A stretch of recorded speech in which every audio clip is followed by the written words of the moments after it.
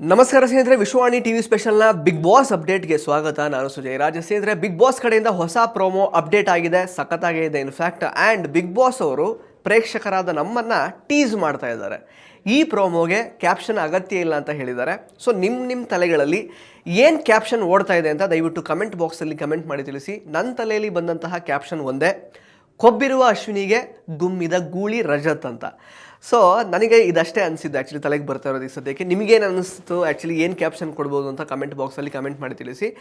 In fact Ashwini ಅವರು ಮಾತಾಡ್ತಾರೆ ರಜತ್ ಅವ್ರ ಬಗ್ಗೆ ನಿನ್ನೆ ಎಪಿಸೋಡಲ್ಲಿ.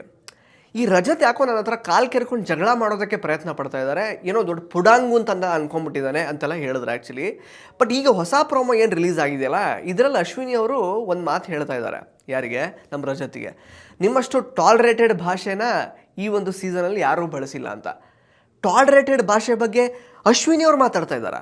ಸೀರಿಯಸ್ಲಿ, ಪುಡಾಂಗು ಮತ್ತು ಎಷ್ಟೋ ವಾರಗಳ ಹಿಂದೆ ರಕ್ಷಿತ್ ಅವ್ರಿಗೆ ಬಳಸಿದ್ರಲ್ಲ ಕೆಲವೊಂದಷ್ಟು ಪದಗಳು, ಅದೆಲ್ಲ ಎಷ್ಟರ ಮಟ್ಟಿಗೆ ಟಾಲರೇಟೆಡ್ ಭಾಷೆ ಅಂತ ನನಗಂತೂ ಗೊತ್ತಿಲ್ಲ ಆ್ಯಕ್ಚುಲಿ. ಸೊ ಪುಡಂಗು ಅನ್ನೋದು ಆ್ಯಕ್ಚುಲಿ ಟಾಲರೇಟೆಡ್ ಭಾಷೆನಾಗಾದರೆ ನಂಗೆ ಗೊತ್ತಿರಲಿಲ್ಲ ಅದು.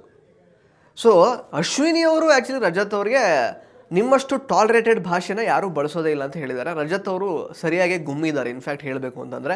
ಬಿಕಾಸ್ ಅಶ್ವಿನಿ ಅವರು ನೀವು ನೋಡಿರ್ಬೋದು, ಒಂದು ಘಟನೆ ಆದಮೇಲೆ ಈಗ ಸಾಕಷ್ಟು ಸೈಲೆಂಟ್ ಆಗಿಬಿಟ್ಟಿದ್ದಾರೆ. ಜಾಸ್ತಿ ಏನೂ ರಿಯಾಕ್ಟ್ ಮಾಡೋಕ್ಕೆ ಹೋಗ್ತಾ ಇಲ್ಲ. ಯಾಕೆ ಬೇಕಪ್ಪ, ನನ್ನ ಕೋಪದಿಂದ ಸುಮ್ಮನೆ ನನ್ನ ಕೆಟ್ಟ ಥರನೇ ಆಚೆ ಬಂದುಬಿಡುತ್ತೆ, ಅದರಿಂದ ನನಗೆ ನೆಗೆಟಿವ್ ಆಗುತ್ತೆ ಅಂತ ಗೊತ್ತಾಗಿ ಅವ್ರು ಸ್ವಲ್ಪ ಸೈಲೆಂಟ್ ಆಗಿದ್ದಾರೆ. ಈಗ ಅಶ್ವಿನಿ ಅವರು ಹೋದ್ಮೇಲಂತೂ ಅವರಿಗೆ ಇನ್ನೂ ಕ್ಲಾರಿಟಿ ಸಿಕ್ಕಿದೆ. ಯಾಕೋ ನಾವಿಬ್ಬರೂ ಸೇರ್ಕೊಂಡು ಕಿತಾಪತಿ ಮಾಡಿದ್ದೇನೆ ಈ ರೀತಿ ಜಾನ್ವಿ ಔಟ್ ಆಗೋದಕ್ಕೆ ಕಾರಣ, ಮೋಸ್ಟ್ಲಿ ನೆಕ್ಸ್ಟ್ ವಿಕೆಟ್ ನಾನೇ ಅಂತ ಅಂದ್ಕೊಂಡು ಬಹುಶಃ ಅವರು ಸ್ವಲ್ಪ ತಮ್ಮ ಮಾತನ್ನು ಮತ್ತು ತಮ್ಮ ನಡೆ ನುಡಿಯನ್ನು ಹದ್ದು ಬಸ್ತಿನಲ್ಲಿ ಇಟ್ಕೊಳ್ಳುವಂತಹ ಪ್ರಯತ್ನವನ್ನು ಮಾಡ್ತಾ ಇರೋದು ತುಂಬ ಎವಿಡೆಂಟಾಗಿ ಕಾಣ್ತಾ ಇದೆ. ಅದನ್ನೇ ಗಿಲ್ಲಿ ಅವರು ಆ್ಯಕ್ಚುಲಿ ತುಂಬ ಚೆನ್ನಾಗಿ ಅದಕ್ಕೂ ಕಾಲು ಎಳೆದು ಅವ್ರು ಯಾಕೋ ಫುಲ್ ಸೈಲೆಂಟೇ ಆಗ್ಬಿಟ್ಟವ್ರೆ. ಅಶ್ವಿನಿ 2.0 ಅಂತಂದರೆ ನಾನು ಏನೇನೋ ಅಂದ್ಕೊಂಡೆ, ಈಗ ನೋಡಿದ್ರೆ ಅವ್ರ ಮಾತೇ ಬರ್ತಾ ಇಲ್ಲ, ಫುಲ್ ಚೇಂಜೇ ಆಗಿಬಿಟ್ಟವ್ರೆ ಅಂತೆಲ್ಲ ಹೇಳಿದರು ಗಿಲ್ಲಿ ಅವರು. Very rightly said in fact. So Rajat ಅವರು ಇವಾಗ ಏನು ಮಾಡಿದ್ದಾರೆ, ಈ ಅಶ್ವಿನಿ ಅವ್ರನ್ನ ಅಂದರೆ ತಾವಲ್ಲದ ತಾವಾಗಿ ಬದಲಾಗಿರುವಂತಹ ಅಶ್ವಿನಿ ಅವ್ರನ್ನ ಟಾರ್ಗೆಟ್ ಮಾಡಿದ್ದಾರೆ. ಜೊತೆಗೆ ನಮ್ಮ ಧ್ರುವಂತ್ ಅವ್ರು ಗೊತ್ತಲ್ಲ, ಯಾಕೋ ಒಂದು ರೀತಿಲಿ ಕನ್ಫ್ಯೂಸಿಂಗ್ ಸ್ಕ್ರೀನ್ ಪ್ಲೇ ಥರ, ನಾನು ಹೆಂಗೆ ಬೇಕಂಗೆ ಒಂಥರ ಅನ್ಪ್ರೆಡಿಕ್ಟಬಲ್ ಆಗಿ ಆಟ ಆಡಿದರೆ ಇಲ್ಲಿ ಉಳ್ಕೊಳ್ಬೋದು ಅಂತ ಅವ್ರಿಗೆ ಗೊತ್ತಾಗಿದೆ. ಆ್ಯಕ್ಚುಲಿ ಏನಾದರೂ ಒಂದು ಸುಮ್ಮನೆ ಏನಾದರೂ ಮಾಡಬೇಕಲ್ಲ ಅಂತ ಅಂದ್ಕೊಂಡು ಡ್ರಾಮಾ ಮಾಡೋದಕ್ಕೆ ಶುರು ಮಾಡಿದ್ದಾರೆ. ಸೊ ಇನ್ ಬೋತ್ ಅಶ್ವಿನಿ ಮತ್ತು ಧ್ರುವಂತ್ ಇಬ್ಬರು ಕೂಡ ಫೇಕೇನೆ. ಸೊ ಫೇಕಾಗಿ ಆಟ ಆಡ್ತಾ ಇರುವಂತಹ ಇಬ್ಬರು ಕಂಟೆಸ್ಟೆಂಟ್ಸ್ಗಳನ್ನು ಈಗ ನಮ್ಮ ರಜತ್ ಅವರು ನಾಮಿನೇಟ್ ಮಾಡಿದ್ದಾರೆ. So very interesting. ಯಾಕೆ ಗೊತ್ತಾ, ರಜತ್ ಅವರು ಈಗಾಗಲೇ 50 ದಿನ ಮೊದಲೇ ಬಿಗ್ ಬಾಸ್ ಮನೆಯಲ್ಲಿ ಯಾರೆಲ್ಲ ಹೇಗೆ ಆಟ ಆಡ್ತಾ ಇದ್ದಾರೆ, ಯಾರ್ಯಾರು ನಿಜವಾದ ಬಿಹೇವಿಯರ್ ಏನು ಎಲ್ಲ ತಿಳ್ಕೊಂಡು ಬಂದಿರೋರು. ಸೊ ಒಳಗಡೆ ಬಂದಮೇಲೆ ಯಾರು ಫೇಕಾಗಿ ಆಟ ಆಡ್ತಾ ಇದ್ದಾರೆ ಅಂತ ಅವರಿಗೆ ತುಂಬ ಚೆನ್ನಾಗಿ ಅರ್ಥ ಆಗುತ್ತೆ, ಮನೆಯಲ್ಲಿ ಆಲ್ರೆಡಿ ಇರೋರಿಗಿಂತ ಅಲ್ವಾ.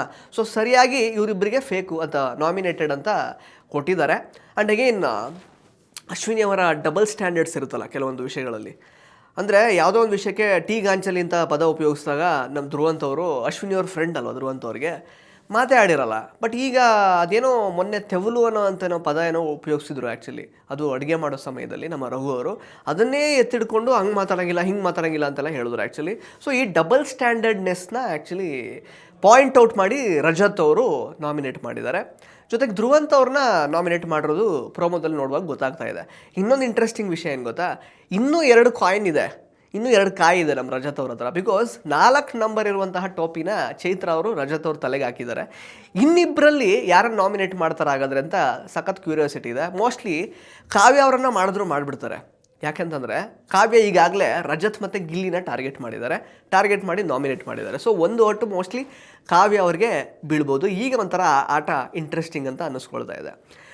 ನಿಮ್ಗೆ ಅನಿಸಿರ್ಬೋದು ಆ್ಯಕ್ಚುಲಿ, ಗೆಸ್ಟಾಗಿ ಬಂದಂತಹ ರಜತ್ ಗಿಲ್ಲಿ ಮೇಲೆ ಸಿಕ್ಕಾಪಟ್ಟೆ ಎದುರು ಬಿದ್ದಿದ್ರು, ಸಾಕಷ್ಟು ವಿಷಯಗಳಲ್ಲಿ ಆ್ಯಕ್ಚುಲಿ ತೊಂದರೆ ಕೊಡುವಂತಹ ಕೆಲಸಗಳನ್ನೆಲ್ಲ ಮಾಡ್ತಾಯಿದ್ರು. ಬಟ್ ಈಗ ಗಿಲ್ಲಿ ಅವ್ರ ಬಗ್ಗೆ ಅವರು ತುಂಬ ಚೆನ್ನಾಗಿ ಅರ್ಥ ಮಾಡ್ಕೊಂಡಿರೋದು ಮೋಸ್ಟ್ಲಿ ರಜತ್ತೆ ಅಂತ ಅನಿಸುತ್ತೆ. ಅವ್ರ ಜೊತೆಗೆ ತುಂಬ ಚೆನ್ನಾಗಿದ್ದಾರೆ ಇನ್ಫ್ಯಾಕ್ಟ್. ಸೊ ಯಾಕೆ ಅಂತ ಹೇಳ್ತಿದ್ದೀನಿ ಅಂತಂದರೆ, ರಜತ್ ಅವರು ಗಿಲ್ಲಿಯವ್ರ ಆಟನ ಹೊರಗಿಂದನೂ ನೋಡಿದ್ದಾರೆ, ಈಗ ಒಳಗಿಂದನೂ ನೋಡಿದ್ದಾರೆ.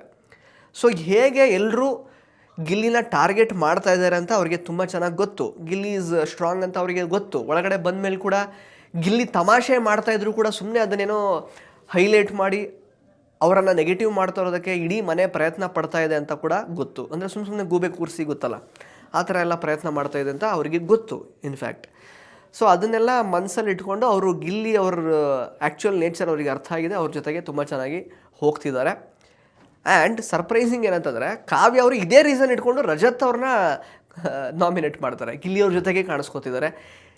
ಗಿಲ್ಲಿ ಅವ್ರ ಜೊತೆಗೆ ಎಲ್ಲೋ ಒಂದು ಕಡೆ ಮಾತ್ರ ಯಾಕೆಂದರೆ ಕೇಂದ್ರೀಕೃತರಾಗ್ತಾ ಇದ್ದಾರೆ ಅಂತ ಕಾವ್ಯ ಅವರು ಆ ರೀಸನ್ ಕೊಟ್ಟು ರಜತ್ ಅವ್ರನ್ನ ನಾಮಿನೇಟ್ ಮಾಡ್ತಾರೆ. ಏನು ಹೇಳಬೇಕಿದು, ಎಂಥ ವಿಪರ್ಯಾಸ. ಈ ರೀಸನ್ ಕೊಟ್ಕೊಂಡು ನಾಮಿನೇಟ್ ಮಾಡ್ತೀರ ಅಂದರೆ ಗಿಲ್ಲಿಯವ್ರ ಜೊತೆಗೆ ಯಾರಿದ್ರೂ ಮನೆಯವರಿಗೆಲ್ಲ ಸಮಸ್ಯೆ ಅಲ್ವೇ. ಬಟ್ ರಜತ್ ಅವರು ಅವ್ರಿಗೇನು ಮನಸ್ಸಿಗೆ ಬಂದಿದೆಯೋ ಅದನ್ನೇ ಮಾಡ್ತಿದ್ದಾರೆ. ಎಲ್ಲರೂ ಗಿಲ್ಲಿನ ಯಾಕೆಂದರೆ ತಪ್ಪಿತಸ್ಥ ಅಥವಾ ಗಿಲ್ಲಿ ಏನೋ ತುಂಬ ಸಿಕ್ಕಾಬಟ್ಟೆ ಬೇಡದಿರೋ ಥರ ಕಾಲು ಎಳಿತಾ ಇದ್ದಾನೆ ಅಂತೆಲ್ಲ ಎಲ್ಲರೂ ಟಾರ್ಗೆಟ್ ಮಾಡಿದ್ರು ಕೂಡ ರಜತ್ ಅವ್ರ ಮನಸ್ಸಿಗೆ ಏನು ಅನ್ನಿಸ್ತಾ ಇದೆಯೋ ಅದನ್ನೇ ಅವ್ರು ಮಾಡಿದ್ದಾರೆ, ಗಿಲ್ಲಿ ಜೊತೆಗಿದ್ದಾರೆ. And at the same time Kavya ಅವರು ರಜತ್ ಅವ್ರನ್ನ ನಾಮಿನೇಟ್ ಮಾಡಿದಾಗ ಅವ್ರು ಕೇಳ್ತಾ ಇದ್ದಾರೆ, ಇನ್ಫ್ಯಾಕ್ಟ್ ಏನು ಮನೆಯವ್ರಿಗೆಲ್ಲ ಏನಾಗಿದೆ, ತಮಾಷೆ ಮಾಡೋದು ತಪ್ಪಾಗಿದ್ರೆ ಮನೇಲಿ ಅಂತ. ಅಫ್ಕೋರ್ಸ್ ಮನೆಯವ್ರಿಗೆಲ್ಲ ತಮಾಷೆ ಮಾಡೋದೇ ತಪ್ಪು. ಅವ್ರ ಪ್ರಕಾರ ಫುಲ್ ಸೀರಿಯಸ್ ಆಗಿರಬೇಕು.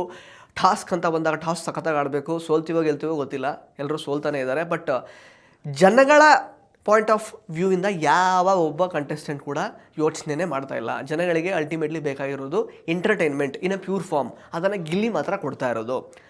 ಅದನ್ನೊಂದನ್ನು ಹೊರತುಪಡಿಸಿ ಮನೆಯಲ್ಲಿ ಗಲಾಟೆ ಆಗಬೇಕು, ಜಗಳ ಆಗಬೇಕು, ಸ್ಟ್ಯಾಂಡ್ ತೊಗೋಬೇಕು, ಅಶ್ವಿನಿ ಅವ್ರಿಗೆ ಗೊತ್ತಲ್ಲ ನಾನು ಎಲ್ಲ ಹೆಣ್ಮಕ್ಳ ಪರವಾಗಿ ನಿಂತ್ಕೋಬೇಕು ಅಂತೆಲ್ಲ ಅವರು ಬರ್ತಾರೆ. ಹಾಗೆಲ್ಲ ಮಾಡಿದ್ರೆ ಮಾತ್ರ ನಮ್ಮ ವ್ಯಕ್ತಿತ್ವ ಪ್ರಖರವಾಗಿ ಕಾಣುತ್ತೆ ಹೊರಗಡೆ ಅಂತ ಅವರು ಆ ಒಂದು ಎಂತ ಹೇಳೋದು ಸುಳ್ಳು ಭಾವನೆಯಲ್ಲಿ ಬದುಕ್ತಾ ಇದ್ದಾರೆ. ಏನೂ ಮಾಡಲಿಕ್ಕಾಗಲ್ಲ. ರಘು ಅವ್ರಿಗೆ ನೋಡಿ ಸಡನ್ನಾಗಿ ಈಗ ನಾನೇನೋ ನನ್ನ ಘಟ ಹಿಂಗಿದೆ ನಂದು ನೋಡಿದ್ರೆ ಗಿಲ್ಲಿ ನಾನು ಬಂದುಬಿಟ್ಟು ಒಂದು ರೀತಿ ಕಾಮಿಡಿಯನ್ ಮಾಡಿಬಿಟ್ಟಿದ್ದಾನೆ, ಕಾಮಿಡಿ ಪೀಸ್ ಮಾಡಿಬಿಟ್ಟಿದ್ದಾನೆ ಅಂತ ಅವರು ಬದಲಾಗಿದ್ದಾರೆ. ಈ ಕಡೆ ಕಾವ್ಯ ಅವ್ರಿಗೆ ಇರಿಟೇಟ್ ಆಗ್ತಾ ಇದೆಯಂತೆ. ಇರಿಟೇಟ್ ಅಂದರೆ ಆ್ಯಕ್ಚುಲಿ ಏನು, ಅವ್ರು ಸೀರಿಯಸ್ ಆಗಿ ಬಂದು ನಾನೇನೋ ಲವ್ ಮಾಡ್ತೀನಿ ಅಥವಾ ಇನ್ನೊಂದೇನೋ ಮಾಡ್ತೀನಿ ಅಂತ ಹೇಳಿದ್ರೆ ಇರಿಟೇಷನ್ನು. ಅದ್ರ ಬಗ್ಗೆ ಆಲ್ರೆಡಿ ಡಿಸ್ಕಷನ್ ಆಗಿದೆ ಗಿಲ್ಲಿ ಅವ್ರ ಜೊತೆಗೆ. ಗಿಲ್ಲಿ ಹೇಳಿದ್ದಾರೆ ನಾನೇನು ನೀನು ಲವ್ ಮಾಡ್ತಾ ಇಲ್ಲ ಅಂತೆಲ್ಲ. ಫಸ್ಟ್ ಆಫ್ ಆಲ್ ಅವ್ರ ಕಂಟೆಂಟ್ ಅಂತಲೂ ಅವ್ರನ್ನ ಮಾಡಿಲ್ಲ, ಅದನ್ನು ಅವರು ಕ್ಲಾರಿಫೈ ಮಾಡಿದ್ದಾರೆ. ನಾನು ಕಂಟೆಂಟ್ ಅಂತಲೂ ಕೂಡ ನಿನ್ನ ಜೊತೆಗೆ ಕಾವು ಅಂತೆಲ್ಲ ಮಾಡ್ತಾ ಇಲ್ಲ. It is out of pure ಒಂದು ಕನೆಕ್ಷನಲ್ಲಿ ಅವ್ರು ಮಾಡ್ತಿರೋದು. ಬಟ್ ಎಲ್ಲೋ ಒಂದು ಕಡೆ ರಕ್ಷಿತಾ ಅವ್ರು 2 ಸಲ ನಾಮಿನೇಟ್ ಮಾಡಿದ್ರು ಕೂಡ ಗಿಲ್ಲಿ ಅವ್ರನ್ನ ಕಾವ್ಯ ಅವ್ರಿಗಿಂತ ಚೆನ್ನಾಗಿ ಅರ್ಥ ಮಾಡ್ಕೊಂಡಿದ್ದಾರೆ ಅಂತ ಇವಾಗ ಅನ್ನಿಸ್ತಾ ಇದೆ.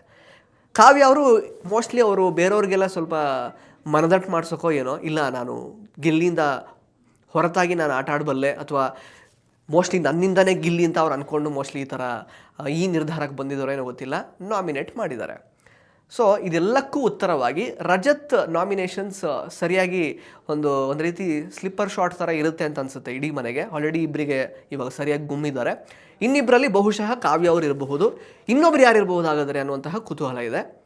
ನೋಡೋಣ. ಒಂಥರ ಇವಾಗ ಗೇಮು ಬೇರೆ ಥರ ಬದಲಾಗ್ತಾ ಇದೆ.